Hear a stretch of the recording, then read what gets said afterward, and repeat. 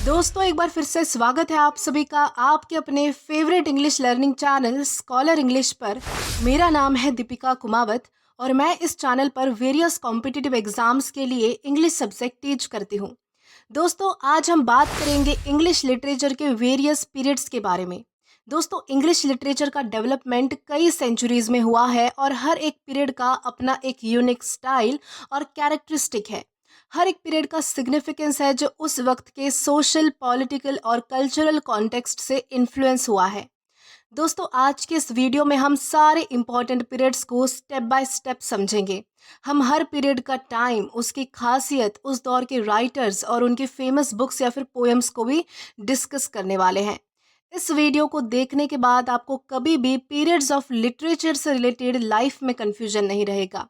तो दोस्तों आइए शुरू करते हैं, आगे बढ़ते हैं हमारे वीडियो की ओर और जानते हैं कि हमारा सबसे पहला पीरियड कौन सा है। तो दोस्तों हमारे इंग्लिश लिटरेचर के पीरियड्स की शुरुआत होती है ओल्ड इंग्लिश या फिर जिसे एंग्लो सैक्सन पीरियड भी कहा जाता है।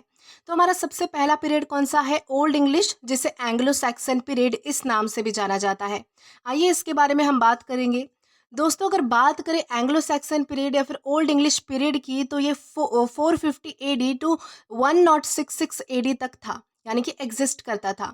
अब दोस्तों ये 450 AD क्या है? एडी का मतलब होता है एनो डोमिनी। ओके, तो यहाँ पर ये जो उसका जो समय बताया गया है वो क्या है? 450 AD टू 1066 AD, यानी कि 1066 AD। इस समय तक जो है वो हमारा ओल्ड इंग्लिश या फिर एंग्लो सैक्सन पीरियड जो है वो चला था। दोस्तों अगर इस पीरियड को समझे तो जर्मनी के 3 प्रमुख कबीले थे जिनका क्या नाम था? Angles, Saxons and Jutes. तो क्या हुआ कि ये इंग्लैंड आए थे और ये लोग समुद्र को पार करके ब्रिटेन पहुंचे और वहाँ के जो मूल निवासी थे उनका नाम था सीट्स।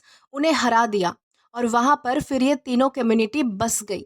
यानी कि आप समझिए कि ओल्ड इंग्लिश पीरियड की फॉर्मेशन कैसे हुई। तो ये जो फॉर्मेशन है वो 450 AD टू 1066 AD तक चली और इसका पीछे का कारण ये था कि जो जर्मनी के जो 3 प्रमुख कबीले थे एंगल्स, सैक्सन्स एंड जूट्स, वो इंग्लैंड आए थे और उन लोगों ने जो है वो समुद्र पार करके ब्रिटेन वो पहुंचे और वहाँ के जो मूल निवासी थे उनको हरा दिया, उनको भगा दिया और वहाँ पर ये तीनों कम्युनिटी जो है वो बस गई। यानी कि अब जो है वो इनका राज चलने लगा था।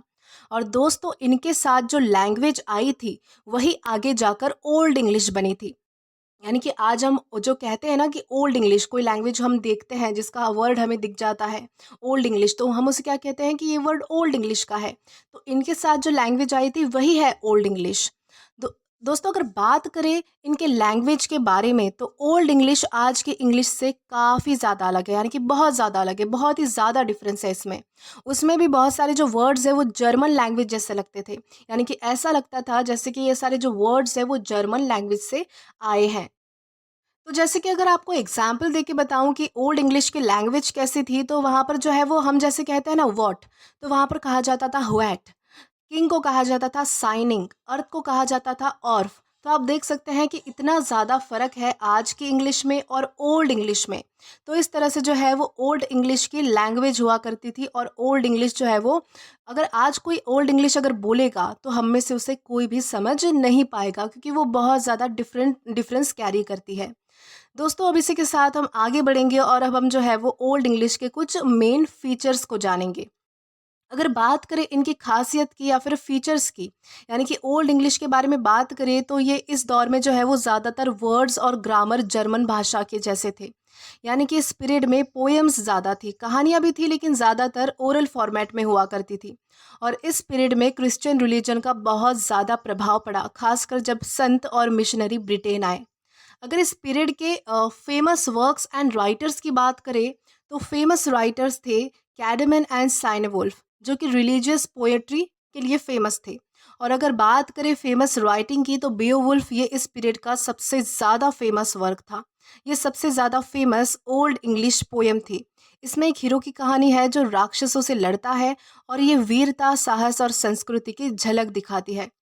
और दूसरी पोएम आती है द एंग्लो सैक्सन्स क्रॉनिकल। ये एक हिस्टोरिकल बुक है जिसमें उस समय के इम्पोर्टेंट इवेंट्स को दर्शाया गया है। यानी कि Beowulf and the Anglo Saxons chronicle, ये हमारे पास 2 मेजर वर्क्स है ओल्ड इंग्लिश या फिर एंग्लो सैक्सन पीरियड्स के। दोस्तों अगर बात करें कि ये जो ओल्ड इंग्लिश यानी कि ये जो एंग्लो सैक्सन पीरियड है ये ख़त्म कैसे हुआ? अगर बात करें इसके एंड की तो 1066 में नॉर्मन कॉन्क्वेस्ट हुआ था। नॉर्मन कॉन्क्वेस्ट यानी कि नॉर्मन्स ने हमला किया था और फिर वहीं से जो है वो फ्रेंच भाषा और संस्कृति का असर आने लगा। इसके बाद ओल्ड इंग्लिश ख़त्म हो चुका था और यहीं से मिडल इंग्लिश की शुरुआत हो गई, जो कि हमारे आगे का फ़ेज़ बना जिसे हम अभी आगे जानेंगे। तो दोस्तों इसी के साथ हमारा सबसे पहला पीरियड जो कि है ओल्ड इंग्लिश या फिर जिसे एंग्लो सैक्सन्स पीरियड भी कहा जाता है वो यहीं पर ख़त्म हो चुका था।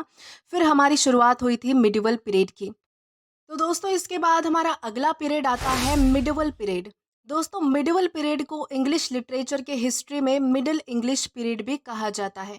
इसका जो समय था वो लगभग 1066 एनो डोमिनी से लेकर 1500 एनो डोमिनी तक माना जाता है। दोस्तों 1066 में नॉर्मन कॉन्क्वेस्ट हुआ था जब फ्रांस के राजा विलियम द कॉन्करर ने इंग्लैंड पर कब्जा कर लिया। इसके बाद इंग्लैंड में फ्रेंच भाषा और संस्कृति का बहुत ज़्यादा असर हुआ। पुरानी एंग्लो सैक्सन जो भाषा थी वो धीरे धीरे बदलने लगी और एक नई भाषा का फॉर्मेशन हुआ, एक नई भाषा बनी जिसका नाम रखा गया मिडल इंग्लिश। दोस्तों अगर इस पीरियड की लैंग्वेज की बात करें तो ये old English plus French plus Latin equals to middle English ऐसा समझा जा सकता है। सेंटेंसेस और वर्ड्स भी थोड़ा यानी कि उनमें भी जो है वो थोड़ा बदलाव आया और भाषा थोड़ी सरल हो गई। मिडिवल पीरियड की जो इंग्लिश थी वो आज की इंग्लिश से थोड़ी मिलती जुलती थी, लेकिन फिर भी आज के जो लोग हैं वो उस लैंग्वेज को नहीं समझ सकते, यानी कि आज के लोगों के लिए उसे समझना थोड़ा मुश्किल है। यानी कि भले ही वो लैंग्वेज आज की लैंग्वेज से मिलती-जुलती हो, लेकिन फिर भी हमारे लिए वो थोड़ी डिफ़िकल्ट ही है। अब अगर हम इस पीरियड के लिटरेचर के फीचर्स देखें यानी कि खासियत देखें तो इस टाइम में यानी कि समय में यानी कि मिडिवल पीरियड में जो धर्म और ईश्वर है इन पर आधारित रचनाएं ज़्यादा थी, यानी कि इन पर जो है वो लिटरेचर ज़्यादा लिखा जाता था। इन पर जो है वो साहित्य ज़्यादा लिखा जाता था। मॉरल, एथिक्स, लव, ब्रेवरी ये आम विषय हुआ करते थे और बहुत सी पोएम्स और स्टोरीज ओरल फॉर्म में सुनाई जाती थी। इस समय में नाइट टेल्स यानी कि शूरवीरों की कहानियाँ और रोमांस बहुत ज़्यादा पॉपुलर था। इस पीरियड में बाइबल बेस्ड स्टोरीज भी हुआ करती थी। दोस्तों ये तो हमने जाना फीचर्स यानी कि हमारे लिटरेचर के फीचर्स के बारे में। अब अगर बात करें फेमस राइटर्स और उनके वर्क्स की तो राइटर्स में जो है वो सबसे पहले आते हैं जॉफ्री चौसर। मिडिवल इंग्लिश में यानी कि मिडिवल पीरियड में जो है वो सबसे पहले नाम आता है जॉफ्री चौसर का और इन्हें जो है वो फादर ऑफ इंग्लिश लिटरेचर भी कहा जाता है। दोस्तों इस पॉइंट को हाईलाइट कर लीजिएगा क्योंकि ये पॉइंट जो है वो एग्ज़ाम में बहुत बार पूछा जाता है कि फादर ऑफ इंग्लिश किन्हें कहा जाता है, तो फादर ऑफ इंग्लिश जो है वो जॉफ्री चौसर है। दोस्तों जॉफ्री चौसर इनके सबसे फेमस वर्क्स है द कैंटरबरी टेल्स। इसमें अलग अलग क्लास के लोग जो है वो एक यात्रा के दौरान कहानियां सुनाते हैं। इस कहानी में समाज की झलक और शिक्षा देखने मिलती है। देन हमारे सेकंड मेजर पोइट आते हैं विलियम लैंगलैंड। दोस्तों इन्होंने पायर्स प्लोमैन नाम से एक पोयम लिखी थी जो पोयम जो है वो धार्मिक और सामाजिक आलोचना पर आधारित है। देन हमारा तीसरा मेजर वर्क आता है sir Gavin and the green night. दोस्तों ये फेमस रोमांटिक वर्क है, इसे आर्थरियन रोमांस भी कहते हैं। ये एक बहादुर शूरवीर की कहानी है जो साहस और नैतिकता की परीक्षा देता है। दोस्तों अगर बात करें इस पीरियड के एंड की यानी कि ये पीरियड कब खत्म हुआ, अगर ये जानने की कोशिश करें तो 15th सेंचुरी के एंड में विलियम कैक्सटन ने इंग्लैंड में पहली बार प्रिंटिंग प्रेस शुरू की थी और लिटरेचर जो है वो आम लोगों तक पहुंचने लगा था, यानी कि हर लोगों तक जो है वो लिटरेचर का एक्सेस हो चुका था। फिर धीरे धीरे जो है वो रेनेसा पीरियड शुरू हो गया था और ये जो मिडिवल पीरियड है वो खत्म होने लगा। तो इस तरह से आप समझ सकते हैं कि ये जो मिडिवल पीरियड है वो धीरे धीरे खत्म हुआ क्योंकि विलियम कैक्सटन ने जो है वो इंग्लैंड में प्रिंटिंग प्रेस शुरू की जिससे कि लिटरेचर जो है वो आम लोगों तक पहुंचने लगा और इससे जो है वो ज़्यादा लोग लिटरेचर की तरफ बढ़ने लगे। और जैसे जैसे डेवलपमेंट होती गई वैसे वैसे मिडिवल पीरियड खत्म हुआ और नेक्स्ट पीरियड आया जिसका नाम था रेनेसा पीरियड। तो दोस्तों इसके बाद हमारा थर्ड पीरियड आता है रेनेसा पीरियड। दोस्तों रेनेसन पीरियड इंग्लिश लिटरेचर का बहुत ही इम्पॉर्टेंट पीरियड माना जाता है। इसका समय लगभग 1500 एनो डोमिनी से लेकर 1660 एनो डोमिनी तक माना जाता है अप्रॉक्स। ओके, अप्रॉक्सीमेटली हम ये सारी चीज़ें लेंगे। दोस्तों रेनेसा पीरियड ये जो है वो एक फ्रेंच वर्ड है, यानी कि ये जो रेनेसा वर्ड है हमारे पास ये एक फ्रेंच वर्ड है जिसका मतलब होता है पुनर्जन्म, यानी कि नई शुरुआत। इस पीरियड में यूरोप में ज्ञान, कला, विज्ञान और साहित्य का पुनर्जन्म हुआ था। लोग रिलीजन से हटकर ह्यूमन लाइफ, इंडिपेंडेंस या फिर इंडिपेंडेंट थिंकिंग या फिर ब्यूटी, इन सब चीज़ों पर जो है वो ज़्यादा अट्रैक्ट होने लगे थे। यानी कि इन सब चीज़ों के बारे में ज़्यादा सोचा जाने लगा था। दोस्तों, रेनेसा पीरियड में 15th सेंचुरी के एंड में प्रिंटिंग प्रेस आने से किताबें आम लोगों तक पहुंचने लगी थी। यानी कि जो लिटरेचर था, जो साहित्य था, वो आम लोगों को मिलने लगा था। गुटेनबर्ग की प्रिंटिंग टेक्निक और विलियम कैक्सटन के काम ने लिटरेचर को लोकप्रिय बना दिया। साथ ही साथ यूरोप में शुरू हुआ रेनेसा आंदोलन इंग्लैंड तक पहुंच चुका था। इस पीरियड के इम्पोर्टेंट फीचर्स की बात करें तो इस पीरियड में हमारा सबसे पहला इम्पोर्टेंट फीचर आता है ह्यूमैनिज्म। यानी कि इस दौर में ह्यूमैनिज्म था जहां ईश्वर की जगह पर इंसान और उनके विचारों पर ज़्यादा जोर दिया जाता था। देन हमारा सेकंड इम्पोर्टेंट फीचर आता है क्लासिकल लर्निंग। दोस्तों, इस दौर में जो है वो क्लासिकल लर्निंग भी थी जहां पर ग्रीक और रोमन लिटरेचर को पढ़ा जाता था। देन हमारा थर्ड इम्पॉर्टेंट फीचर आता है आर्ट्स एंड इमेजिनेशन। दोस्तों, इस समय में आर्ट और इमेजिनेशन काफ़ी डेवलप हुआ और जहाँ पर जो है वो drama, play, poems and drawings भी डेवलप होने लगी थी। यानी कि इन सारी चीज़ों पर जो है वो ज़्यादा जोर दिया जाने लगा था। देन हमारा लास्ट इम्पॉर्टेंट फीचर आता है नेशनलिज्म। दोस्तों, इस पीरियड में लोगों में देश और संस्कृति के प्रति बहुत ज़्यादा गर्व था। इस समय में लोग रिलीजन से बाहर सोचने लगे थे, लेकिन फिर भी धर्म पर आधारित कुछ वर्क्स उस समय भी लिखे जाते थे। तो दोस्तों, ये तो हमने बात की रेनेसा पीरियड के इम्पॉर्टेंट फीचर्स के बारे में, यानी कि खासियतों के बारे में। अब आगे बढ़ेंगे। दोस्तों, अगर बात करें रेनेसा पीरियड के बारे में तो रेनेसा पीरियड को 4 हिस्सों में बांटा गया था। यानी कि आगे जो है वो 4 सब पीरियड्स में डिवाइड किया गया था, जिसमें से हमारा सबसे पहला आता है अर्ली रेनेसा, जिसका टाइमलाइन यानी कि अगर आप समय देखें तो ये जो है वो 1500 से लेकर 1558 तक एग्जिस्ट करता था। इस समय में प्रोमिनेंट राइटर्स जैसे कि sir Thomas More and William Tyndale famous थे, जिनके वर्क्स धर्म, समाज और नैतिकता पर आधारित थे। देन हमारा सेकेंड सब पीरियड आता है एलिजाबेथन एज। दोस्तों, एलिजाबेथन एज का जो टाइमलाइन है, यानी कि जो समय है, वो 1558 से लेकर 1603 तक था। इससे जो है वो ये जो समय है, यानी कि ये जो एलिजाबेथन एज है, ये क्वीन एलिजाबेथ फर्स्ट के शासन का समय था। इसे इंग्लिश लिटरेचर का गोल्डन एज भी कहा जाता है। इसमें ड्रामा एंड पोएम बहुत ही ज़्यादा पैमाने में डेवलप हुए थे। दोस्तों, अब अगर बात करें एलिजाबेथन एज के प्रोमिनेंट राइटर्स की तो सबसे पहले आते हैं विलियम शेक्सपियर, जो कि काफ़ी फेमस है।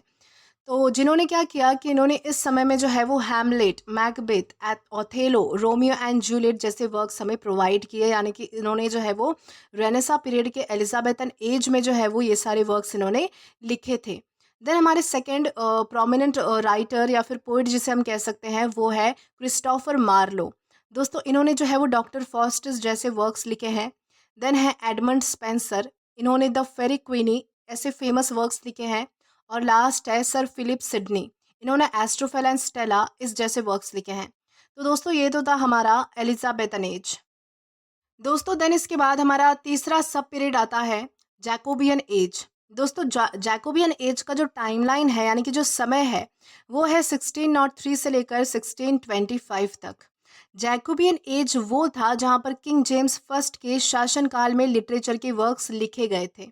इस समय में बहुत ही ज़्यादा डीप, गंभीर और मनोवैज्ञानिक पर्सपेक्टिव डेवलप हुआ।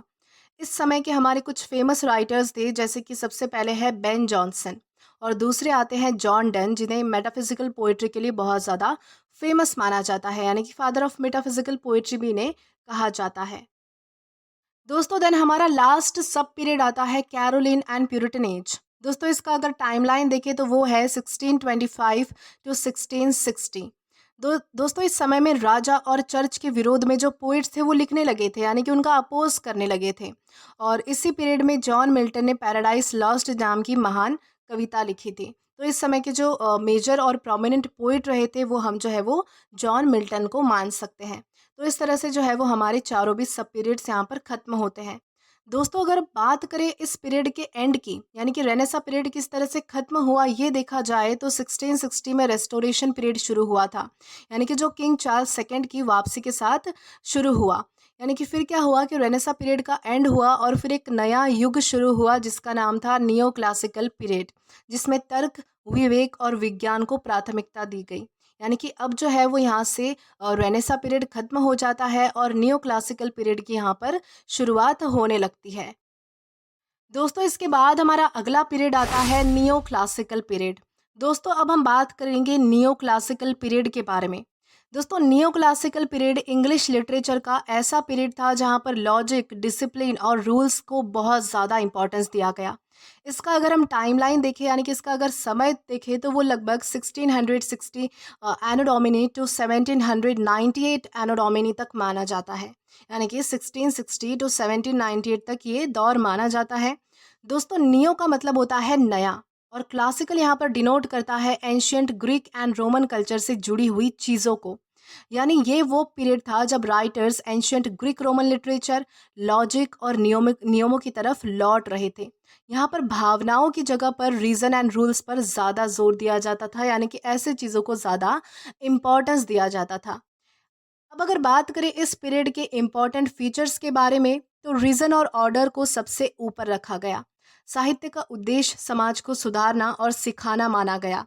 राइटर्स ने ह्यूमन बिहेवियर और समाज की कमजोरियों पर सटायर के जरिए लिखना शुरू किया। भाषा में सादगी और शुद्धता लाई गई। यह period Dryden, pope and Johnson जैसे क्लासिकल राइटर्स का पीरियड था। तो दोस्तों ये तो हमने जाने नियो क्लासिकल पीरियड्स के कुछ इंपॉर्टेंट फीचर्स यानी कि नियो क्लासिकल पीरियड की खासियत। अब आगे बढ़ेंगे और जानेंगे नियो क्लासिकल पीरियड के बारे में थोड़ी ज़्यादा इन्फॉर्मेशन। दोस्तों अग आगे देखें तो नियो क्लासिकल पीरियड को जो है वो 3 सब पीरियड्स में बांटा गया है, यानी कि 3 और पार्ट्स में उसे डिवाइड किया गया है इस एज को।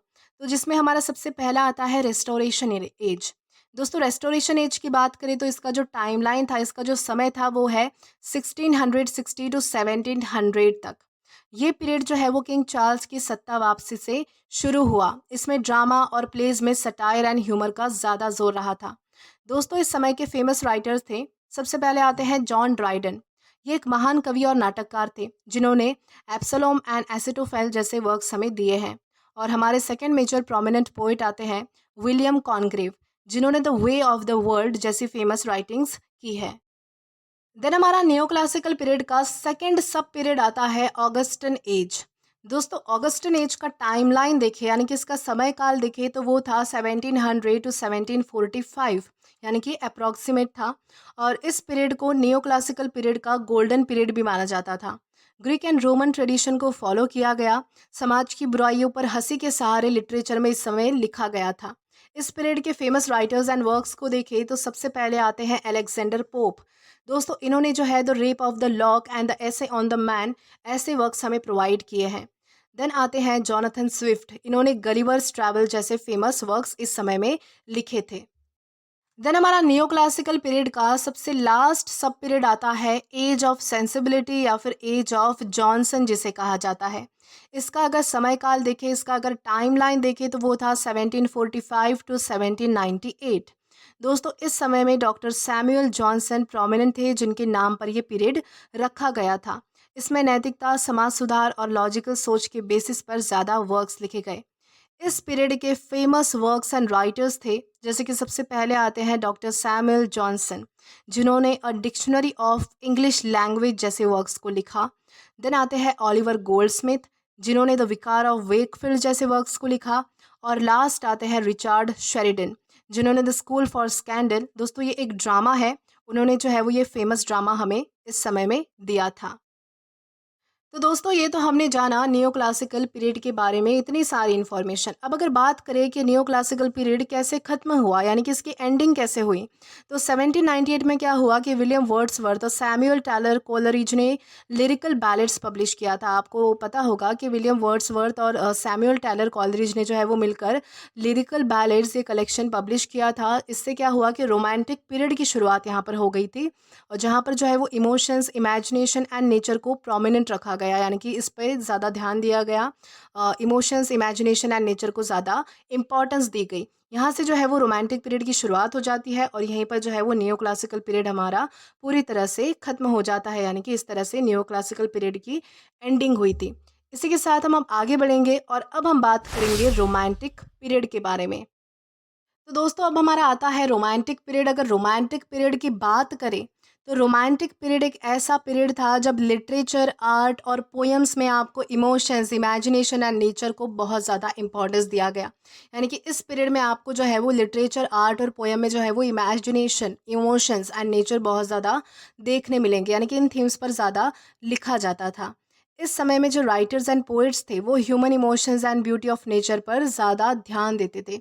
इस पीरियड का अगर टाइमलाइन देखें यानी कि समय काल देखें तो वो था 1798 टू 1837, यानी कि इनके बीच जो है वो माना जाता था। अगर बात करें इस समय के फीचर्स की यानी कि रोमांटिक पीरियड के फीचर्स की बात करें तो इस पीरियड में राइटर्स और पोएट दिमाग से ज़्यादा दिल की सुनते थे। ह्यूमन इमोशंस जैसे कि प्रेम, दुख, अकेलापन, खुशी, इन सब पर ज़्यादा पोएम्स लिखी जाती थी और इन सब पर ज़्यादा फोकस किया जाता था। पहाड़, जंगल, नदियाँ, पक्षी, प्रकृति की सुंदरता को बहुत सुंदर तरीके से इस समय में दर्शाया गया है। पोएट का मानना था कि प्रकृति में भगवान बसते हैं, यानी कि नेचर पोइट्री इस समय में बहुत ज़्यादा लिखी गई है। दोस्तों रोमांटिक राइटर्स वास्तविकता से थोड़ा हटकर कल्पना और सपनों की दुनिया में लिखते थे, जैसे कि परियों की कहानी, रहस्यमयी जगहें, जादुई घटना एक्सेट्रा। पोइट्स अपनी निजी भावनाओं और अनुभवों को कविता में शामिल करते थे। इस पीरियड में पोइट अक्सर समाज की बनाई हुई परंपरा और नियमों पर सवाल भी किया करते थे। तो दोस्तों ये तो है हमारे important features related to romantic period. तो दोस्तों ये तो हमने जाना इस समय के फीचर्स। अब हम आगे बढ़ेंगे और अब हम बात करेंगे इस दौर के फेमस राइटर्स और उनके वर्क्स के बारे में। दोस्तों सबसे पहले आते हैं विलियम वर्ड्सवर्थ। तो इन्हें जो है वो नेचर्स पोइट माना जाता था, यानी कि इन्हें जो है वो नेचर्स पोइट इस नाम से जाना जाता था। इनके कई फेमस वर्क्स आपने पढ़े होंगे। देन हमारे सेकंड आते हैं सैमुअल टेलर कॉलरिज। दोस्तों इन्होंने जो है वो the rhyme of the ancient mariner जैसी रहस्यमयी कविताएं लिखी है। देन तीसरे आते हैं इस समय के जॉन कीट्स।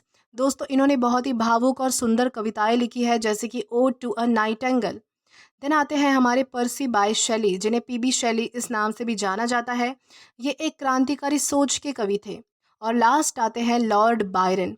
दोस्तों ये रोमांटिक हीरो के छवि वाले कवि थे। जैसे अगर रोमांटिक पीरियड को और भी ज़्यादा अच्छे से समझना चाहे तो मैं आपको एक एग्जांपल दे सकती हूँ। तो यानी अगर कोई क्लासिकल पीरियड का अगर पोएट कुछ लिखेगा तो वो क्या कहेगा? वो कहेगा राजा युद्ध में गया और जीत कर वापस आया। इस तरह से वो सिंपल मैनर में लिखेगा।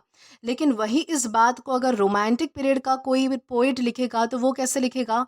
वो लिखेगा कि वो अकेला सिपाही दूर पहाड़ों में चला गया, उसकी आंखों में आंसू थे लेकिन दिल में उम्मीद थी। यानी कि आप यहाँ पर देख पा रहे हो कि यहाँ पर इमोशंस एंड इमेजिनेशन को सबसे आगे रखा गया है। यानी कि यहाँ पर जो है वो इमोशंस पर ज़्यादा जोर दिया गया है, यानी कि छोटी सी बात को कितना लंबा बताया गया है कि वो राजा जो है वो पहाड़ों में गया, उसकी आंखों में आंसू थे, दिल में उम्मीद थी। यानी कि वो जो है वो जीत कर आना चाहता था। तो इस तरह से यहाँ पर जो है वो यहाँ पर बताया गया है कि रोमांटिक पीरियड के जो राइटर्स थे, जो पोइट्स थे, वो किस तरह से आम राइटर्स थे। यानी कि जो बाकी जो राइटर्स हुआ करते थे क्लासिकल पीरियड के, न्यू क्लासिकल पीरियड के, यानी कि जो भी हमारे पिछले पीरियड्स हुए हैं उनके, उनसे बहुत ही ज़्यादा अलग मैनर में वो राइटिंग्स किया करते थे। तो दोस्तों ये तो हमने देखी रोमांटिक पीरियड के बारे में डिटेल में इंफॉर्मेशन। अब अगर बात करें कि ये पीरियड कैसे ख़त्म हुआ, यानी कि इस पीरियड का एंड कैसे हुआ, तो दोस्तों इस पीरियड में क्या हुआ कि धीरे धीरे जैसे ये दौर गुजरा तो मशीनों का युग शुरू हो गया। यानी कि मशीन जो है वो बनने लगी। शहरों में फैक्ट्रियाँ बन गई, लोग जो है वो गाँव से शहर की तरफ भागने लगे। अब लोगों का ध्यान जो है वो प्रकृति और भावनाओं से हटकर प्रगति और टेक्नोलॉजी पर चला गया। लोग अब इमेजिनेशन नहीं बल्कि असली जीवन की समस्याओं को देखना और समझना चाहते थे। फिर वहीं से जो है वो रियलिज्म का दौर शुरू हुआ और पोइट्स डायरेक्ट सामाजिक मुद्दों पर लिखने लगे थे, जैसे कि गरीबी हो गया, मजदूरी, महिलाओं की हालत एक्सेट्रा। वर्ड्सवर्थ, कीट्स, शेली, बायरन जैसे महान कवियों की इस समय में डेथ हो गई। और उनके बाद आने वाली जो पीढ़ी है, उनके बाद आने वाले जो राइटर्स है, पोइट्स है, उन्होंने जो है वो अलग तरीके से लिखना शुरू कर दिया था। तो दोस्तों इसी के साथ हमारी रोमांटिक पीरियड की जो एंडिंग है वो इस तरह से हो जाती है यहीं पर। और इससे आगे जो है वो विक्टोरियन पीरियड आता है, यानी कि यहीं से जो है वो विक्टोरियन पीरियड की शुरुआत हो जाती है।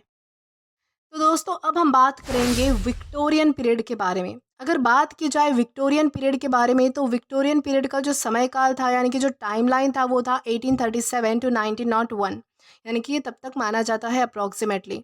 विक्टोरियन पीरियड इंग्लैंड की महारानी क्वीन विक्टोरिया के शासन काल को कहा जाता है। इस पीरियड का लिटरेचर जो है वो संस्कृति और समाज पर बहुत ज़्यादा गहरा उसने प्रभाव डाला, यानी कि इस समय के लिटरेचर ने जो है वो बहुत ज़्यादा गहरा प्रभाव संस्कृति और समाज पर डाला है।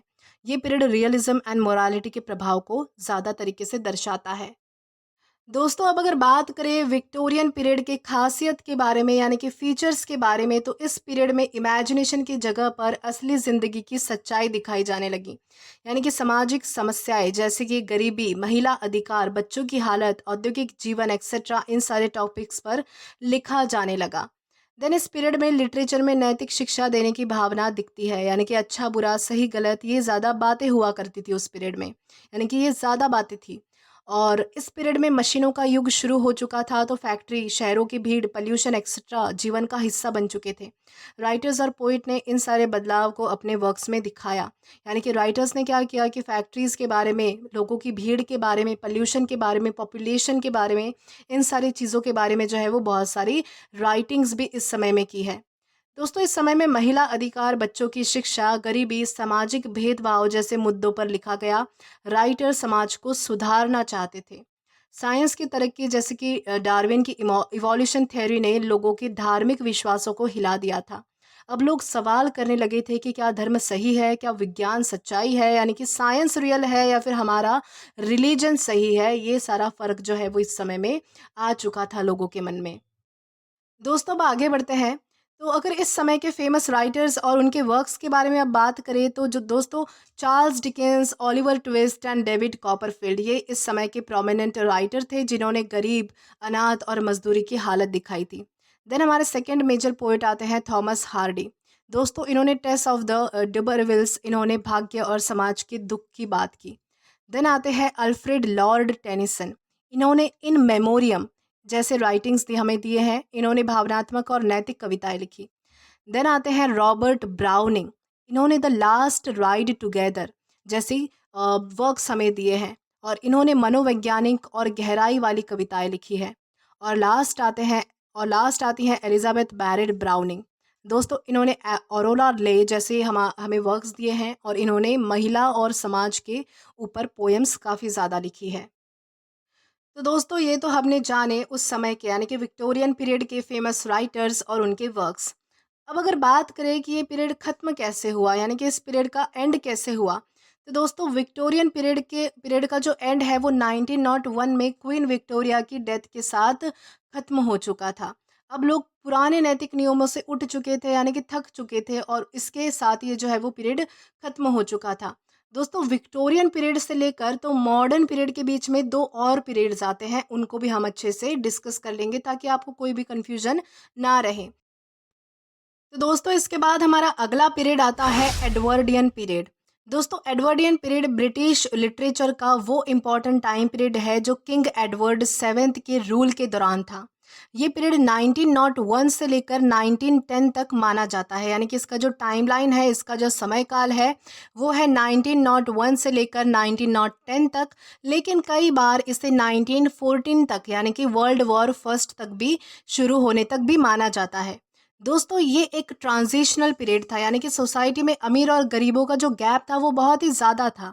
एक तरफ रिच लोग जो है वो लैविश लाइफ जी रहे थे, जबकि जो दूसरी तरफ है वो गरीब लोग जो है वो स्ट्रगल कर रहे थे। लोग विक्टोरियन वैल्यू से थोड़ा हट कर मॉडर्न थिंकिंग की तरफ बढ़ रहे थे। वुमेन के राइट्स के लिए भी यहाँ पर जो है वो इस समय में राइटिंग्स होने लगी थी। तो दोस्तों, ये तो हमने की बात एडवर्डियन पीरियड के बारे में। अब अगर बात करें एडवर्डियन पीरियड इस लिटरेचर के फीचर के बारे में, तो राइटर्स ने सच्चाई दिखाना शुरू कर दिया, जैसे कि society problems, class divide and human emotions पर उन्होंने लिखना शुरू कर दिया था। और भी थे, जैसे कि गरीबी, जेंडर इनइक्वालिटी और पॉलिटिक्स जैसे मुद्दों पर भी उन्होंने ध्यान दिया। रिच लोगों की हिपोक्रेसी को क्रिटिसाइज करने का काम इस समय में पोइट्स ने किया। लिटरेचर में नए आइडियाज़ जैसे कि फ्रीडम, चेंज और इक्वालिटी भी दिखाई जाने लगी। तो दोस्तों, इस तरह से जो है वो हम इस सारे फीचर्स को हम जो है वो याद कर सकते हैं, और हमें ध्यान रखना है कि एडवर्डियन पीरियड के कौन कौन से क्या क्या फीचर्स थे। देन इसी के साथ हम आगे बढ़ेंगे हमारे नेक्स्ट पॉइंट की ओर। तो दोस्तों, अभी तक तो हमने बात की फीचर्स ऑफ एडवर्डियन पीरियड के बारे में। अब हम बात करेंगे इस पीरियड के फेमस राइटर और उनके वर्क्स के बारे में। तो सबसे पहले आते हैं H.G. वेल्स। दोस्तों, इन्होंने the war of the worlds, the time machine जैसे वर्क्स लिखे हैं, और ये साइंस और फिक्शन एंड सोशल कमेंट्री जैसे थीम्स पर लिखे जाने के लिए जाने जाते हैं। देन आते हैं ई एम फॉस्टर। दोस्तों a room with a view, Howards End जैसे वर्क्स इन्होंने लिखे हैं और ये class difference and human relationships पर लिखते थे। देन तीसरे आते हैं जॉर्ज बर्नार्ड शॉ। दोस्तों ये पिग्मैलियन, मैन एंड सुपरमैन जैसे वर्क्स के लिए फेमस है और ये सोसाइटी और पॉलिटिक्स को शार्प सटायर करते थे। देन आते हैं जॉन गैल्सवर्दी। दोस्तों द फॉरसाइट सागा, ऐसे इन्होंने वर्क्स लिखे हैं और ये अपर क्लास लाइफ और उनके कॉन्फ्लिक्ट्स को दिखाते थे। और लास्ट है रडियार्ड किपलिंग। दोस्तों इन्होंने जो है जो द जंगल बुक जैसी फेमस बुक्स लिखी है और राइटिंग्स की है और ये पोइट्री और फिक्शन के लिए फेमस थे। दोस्तों ये तो हमने बात की फेमस राइटर्स और उनके वर्क्स के बारे में। तो दोस्तों अब अगर हम बात करें कि इस पीरियड का एंड कैसे हुआ, यानी कि ये पीरियड खत्म कैसे हुआ, तो एडवर्डियन पीरियड का जो एंड है वो ऑफिशियली 1910 में खत्म हो गया था। यानी कि ये जो पीरियड है वो 1910 में खत्म हो गया था जब किंग एडवर्ड सेवेंथ की डेथ हो गई थी और उनके बाद जो है वो किंग जॉर्ज फिफ्थ ने गद्दी संभाली। लेकिन लिटरेचर और सोसाइटी के लेवल पर देखा जाए तो लोग इस पीरियड का एंड 1914 में मानते हैं जब वर्ल्ड वॉर फर्स्ट खत्म हुआ था उस समय। दोस्तों देन इसके बाद हमारा अगला पीरियड आता है जॉर्जियन पीरियड। दोस्तों जॉर्जियन पीरियड के बारे में बात करें तो जॉर्जियन पीरियड ब्रिटिश लिटरेचर का वो समय है जब किंग जॉर्ज फिफ्थ ने ब्रिटेन की गद्दी संभाली। ये पीरियड अप्रॉक्स 1910 से 1936 तक माना जाता है। अगर बात करें इस पीरियड के फीचर्स की तो इस दौरान बहुत से पोइट्स ने नेचर, ब्यूटी और कंट्री साइड को डिस्क्राइब किया। लैंग्वेज इजी और अंडरस्टैंडेबल होती थी। पोइट्स ने ज़्यादातर विक्टोरियन और रोमांटिक स्टाइल फॉलो किया। वो मॉडर्न एक्सपेरिमेंट से थोड़ा ज़्यादा दूर थे। लाइफ के सिंपल इमोशंस जैसे कि love, pain and rural life को दिखाया गया। जैसे ही वर्ल्ड वॉर फर्स्ट आया जॉर्जियन पोइट्री का जो मूड है वो डार्क हो गया। बहुत से पोइट्स खुद वॉर में इन्वॉल्व हो गए थे और उनकी पोइट्री में वॉर का दर्द और सच्चाई दिखाई देने लगी। तो दोस्तों इस तरह से हम जो है वो इस सारे फीचर्स को डिस्क्राइब कर सकते हैं। देन इसी के साथ आगे बढ़ेंगे। अब अगर बात करें इस पीरियड के फेमस राइटर्स और वर्क्स की तो सबसे पहले आते हैं रूपर्ट ब्रूक। दोस्तों इन्होंने द सोल्जर इस वर्क्स को लिखा है। ऐसे वर्क्स वो लिखा करते थे और ये जो है वो ये हमारे जो पोइट है ये पेट्रियाटिक और इमोशनल पोएम्स लिखते थे। देन दूसरे आते हैं एडवर्ड थॉमस। दोस्तों इन्होंने एडलस्ट्रॉप, द आउल, रेन एक्सेट्रा ऐसे वर्क्स लिखे हैं। ये नेचर और वॉर दोनों पर ही लिखा करते थे और डीप इमोशंस और लोनलीनेस को दिखाते थे। और तीसरे आते हैं विल्फ्रेड ओवन। दोस्तों डल सेट डेकोरम एस्ट और फ्यूटिलिटी एक्सेट्रा ऐसे वर्क्स उन्होंने लिखे हैं और ये फेमस वॉर पोइट थे। दोस्तों ये तो हमने बात की जॉर्जियन पीरियड के फेमस राइटर्स और उनके वर्क्स के बारे में। अब अगर बात करें कि जॉर्जियन पीरियड खत्म कैसे हुआ या फिर इसका एंड कैसे हुआ तो 1936 में किंग जॉर्ज फिफ्थ की डेथ हो गई थी और पॉलिटिकल तौर पर ये पीरियड जो है वो वहीं पर खत्म माना जाता है, यानी कि इस पीरियड का वहीं पर एंड माना जाता है। देन इसी के साथ हम आगे बढ़ेंगे हमारे नेक्स्ट पीरियड की ओर। तो दोस्तों अब आता है मॉडर्न पीरियड। अब अगर बात करें मॉडर्न पीरियड की तो मॉडर्न पीरियड ब्रिटिश लिटरेचर का वो दौर था जो वर्ल्ड वॉर फर्स्ट के बाद यानी कि 1914 के आसपास शुरू होता है और लगभग 1945 तक चलता है। ये एक रिवॉल्यूशनरी फेज था जिसमें राइटर्स ने पुराने रूल्स को तोड़ दिया और नए तरीके से सोचना और लिखना शुरू किया। कभी कभी इसे आज भी कंटिन्यू होने वाला पीरियड माना जाता है in terms of ideas and experimentation.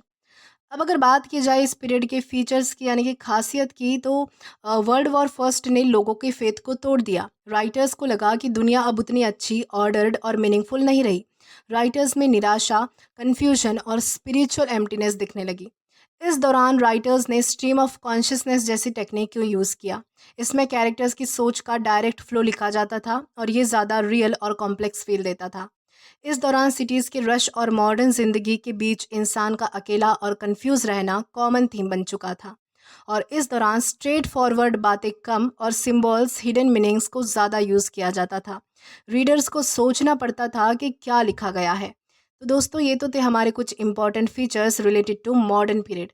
Then इसी के साथ हम आगे जाएंगे और अब हम बात करेंगे फेमस राइटर्स और उनके राइटिंग्स के बारे में। दोस्तों अगर बात करें फेमस राइटर्स और उनकी राइटिंग के बारे में तो सबसे पहले आते हैं जेम्स जॉयस, जिन्होंने यूलिसिस जैसे वर्क्स को लिखा। दोस्तों इन्हें स्ट्रीम ऑफ कॉन्शियसनेस का किंग माना जाता है। देन सेकंड आते हैं वर्जीनिया वुल्फ। दोस्तों वर्जीनिया वुल्फ इन्होंने जो है वो Mrs Dalloway, to the lighthouse ऐसी यानी कि वर्क्स लिखे हैं और ये पोएम्स की साइक और इनर थॉट्स को दिखाती थी। देन आते हैं D.H. लॉरेंस। दोस्तों सन्स एंड लवर्स जैसे वर्क्स इन्होंने लिखे हैं। ये ह्यूमन रिलेशनशिप्स एंड सेक्सुअलिटी पर खुलकर लिखा करते थे। देन नेक्स्ट आते हैं T.S. एलियट। दोस्तों द वेस्ट लैंड जैसे फेमस वर्क्स इन्होंने हमें दिए हैं और ये मॉडर्न पोइट्री को क्लासिकल मैनर में लिखने के लिए जाने जाते हैं। और लास्ट है इज़रा पाउंड। दोस्तों इन स्टेशन ऑफ द मेट्रो जैसी फेमस वर्क्स इन्होंने लिखी है और ये शॉर्ट पावरफुल और सिंबॉलिक पोइट्री लिखने के लिए जानी जाती थी। तो दोस्तों ये तो हमने बात की फेमस राइटर्स और उनके वर्क के बारे में। अब अगर बात करें इस पीरियड के एंड की, यानी कि ये पीरियड ख़त्म किस तरह से हुआ, तो मॉडर्न पीरियड का एंड जो है वो वर्ल्ड वॉर सेकेंड के ख़त्म होने के साथ, यानी कि लगभग 1945 के आसपास माना जाता है। वर्ल्ड वॉर के बाद एक नई जनरेशन के राइटर्स आए जो और भी ज़्यादा क्वेश्चनिंग, आयरनिक और एक्सपेरिमेंटल बन गए। ये राइटर्स मॉडर्निस्ट राइटर्स से भी बहुत ज़्यादा आगे चले गए और इन्होंने क्या किया कि ट्रुथ पर भी डाउट किया, यानी कि सच्चाई पर भी डाउट करने लगे थे ये लोग। और वो मल्टीपल मीनिंग्स, प्लेफुल लैंग्वेजेस और मीडिया कल्चर पर ज़्यादातर लिखने लगे थे। और इसे नई स्टाइल को जो है वो क्या कहा गया, इस नई स्टाइल को कहा गया पोस्ट मॉडर्निज्म लिटरेचर। दोस्तों पर यह भी समझना ज़रूरी है कि मॉडर्निज़्म अचानक ख़त्म नहीं हुआ, बल्कि उसने क्या किया कि पोस्ट मॉडर्निज़्म में ग्रेजुअली ट्रांसफॉर्म कर दिया और तभी जो है वो पोस्ट मॉडर्न पीरियड शुरू हो गया। तो दोस्तों हमारा नेक्स्ट और लास्ट हमारा जो पीरियड है वो रहेगा पोस्ट मॉडर्न पीरियड। आइए समझते हैं कि पोस्ट मॉडर्न पीरियड यानी क्या होता है। दोस्तों अगर बात करें पोस्ट मॉडर्न पीरियड के बारे में, तो पोस्ट मॉडर्न लिटरेचर का वो दौर है जो वर्ल्ड वॉर सेकेंड के बाद, यानी कि 1945 के बाद शुरू हुआ और आज तक कुछ हद में चल रहा है। पोस्ट का मतलब होता है बाद में, तो पोस्ट मॉडर्निज्म का मतलब हुआ मॉडर्निज्म के बाद आने वाली सोच और स्टाइल, यानी कि मॉडर्न पीरियड के बाद आने वाली सोच या फिर स्टाइल। अब अगर बात करें इस पीरियड के इम्पॉर्टेंट फीचर्स के बारे में, तो पोस्ट मॉडर्निज्म के राइटर्स कहते हैं कि हर किसी का अपना सच होता है, एक ही चीज़ के मल्टीपल मीनिंग्स भी हो सकते हैं। बहुत सारे राइटर्स सीरियस बातों को भी मजाक में और सरकाज़म स्टाइल में लिखते थे। उनका मानना था serious content plus comic tone equals to confusing but creative. दोस्तों इस दौरान TV, internet, ads, pop culture सब कुछ लिटरेचर में ऐड हो गया, यानी कि सब कुछ लिटरेचर का हिस्सा बन गया। तो ये तो हमने जाना कि पोस्ट मॉडर्निज्म या फिर पोस्ट मॉडर्न पीरियड के क्या कुछ फीचर्स है, यानी कि क्या कुछ खासियत है। अब हम जानेंगे कि पोस्ट मॉडर्निज्म इस पीरियड के फेमस राइटर्स और उनके वर्क्स कौन कौन से हैं। अब अगर बात करें फेमस राइटर्स और उनके वर्क्स के बारे में, तो सबसे पहले आते हैं जॉर्ज ऑरवेल। इस समय के सबसे फेमस है जॉर्ज ऑरवेल, जिन्होंने एनिमल फार्म जैसे वर्क्स लिखे हैं। देन आते हैं सैमुअल बेकेट, जिन्होंने वेटिंग फॉर गॉडोड जैसे वर्क्स लिखे हैं। देन आते हैं थॉमस फाइकॉन, जिन्होंने ग्रेविटीज रेनबोज जैसे वर्क्स लिखे हैं।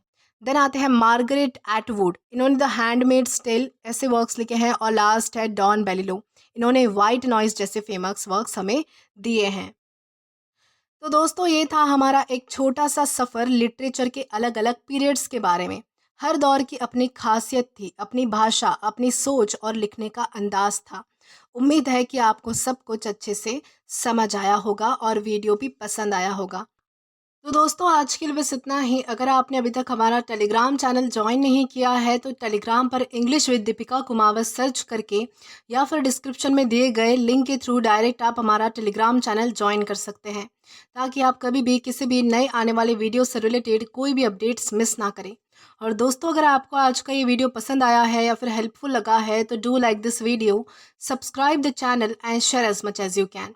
और अगर आपने इससे पहले वाले वीडियोस नहीं देखे हैं, तो यहाँ पर मैंने एक प्लेलिस्ट प्रोवाइड की है, जहाँ पर आप क्लिक करके वो सभी पहले वाली वीडियोस भी देख सकते हैं और एक्सप्लोर कर सकते हैं। Till then keep learning. Thank you.